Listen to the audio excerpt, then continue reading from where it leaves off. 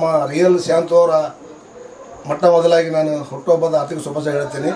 ಇವತ್ತು ತಾರ್ಪೇಲ್ ಬಡಾವಣೆ ward number 54ರ ಅಭಿಮಾನಿ ಬಳಗ ವತಿಯಿಂದ ಇವತ್ತು ಎಲ್ಲ ಅಣ್ಣ ತಮ್ಮರನ್ನು ಕೂಡಿ ಇವತ್ತು ಅವರು ಮಾಡೋಂಥ ಕೆಲಸಗಳು ಇವತ್ತು ನಾವು ನೋಡಿಗೇಸಿ ನಮ್ಮ ತಾರ್ಪೇಲಲ್ಲಿ ಪ್ರತಿಯೊಂದು ಯಾವುದೋ ಒಂದು ಕೆಲಸ ಮಾಡಬೇಕಾದ್ರೆ ಆ ಕೆಲಸಕ್ಕೆ ಮುಂದಾಗಿರುವಂಥ ಇವತ್ತು ಯಾರಿಗೆ ಹೇಳಬೇಕಾದ್ರೆ ಇವತ್ತು ರಿಯಲ್ ಶಾಂತು ಅಂತ ನಾವು ಈ ಸಂದರ್ಭ ಹೇಳೋಕ್ಕೆ ಇಷ್ಟಪಡ್ತೀವಿ.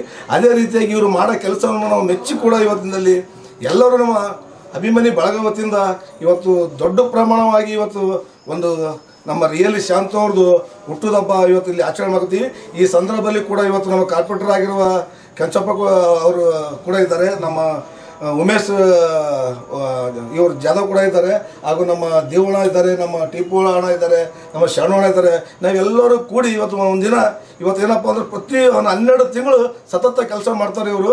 ನಾವು ನೋಡ್ಕೊತ ಬರ್ತಾ ಇದ್ದೀವಿ. ಅದಕ್ಕೆ ನಾವೆಲ್ಲರೂ ಸೇರಿ ಇವತ್ತು ಒಂದಿನ ಇವರಿಗೆ ಹುಟ್ಟುಹಬ್ಬ ಮಾಡಿಗೆಸಿ ಇವತ್ತು ಈ ಆಚರಣೆ ಎಲ್ಲರೂ ಬಳಗವತಿನ ಮಾಡ್ತಾ ಇತ್ತು ಅಂತ ಹೇಳ್ತಾ ಮತ್ತೊಮ್ಮೆ ಹುಟ್ಟುಹಬ್ಬದ ಆರ್ಥಿಕ ಶುಭಾಶಯಗಳು ಶಾಂತಕುಮಾರ್ ಅವರಿಗೆ.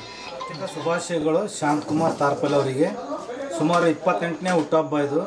ವಿಶೇಷವಾಗಿ ಮಾಡ್ತಕ್ಕಂಥದ್ದು ಏನಂದರೆ ಎಲ್ಲ ನಮ್ಮ ಕನ್ನಡ ಪರ ಸಂಘಟನೆಗಾರರು ಉಮೇಶ್ ಜಾಧವ್ ಅವರು ಮತ್ತು ಟಿಪ್ಪು ಅಣ್ಣವರು, ಆಮೇಲೆ ಶರಣಕುಮಾರ್ ಅವರು, ಕರ್ನಾಟಕ ರಕ್ಷಣಾ ವೇದಿಕೆ ಅಧ್ಯಕ್ಷರಾಗಿರ್ತಕ್ಕಂಥ ದತ್ತು ಅಯ್ಯಳ್ಕರ್ ಅವರು, ಮತ್ತು ನಮ್ಮ ಬಿಲ್ಗುಂದಿ ಸರ್ ಅವರ ಅಭಿಮಾನಿಯಾಗಿರ್ತಕ್ಕಂಥ ದೇವು ಕೊಳ್ಳೇರವರಿಗೂ ಕೂಡ ಎಲ್ಲರಿಗೆ ನಾವು ಸಮ್ಮುಖದಲ್ಲಿ ಬರ್ತಡೇ ಮಾಡಿದ್ದೀವಿ.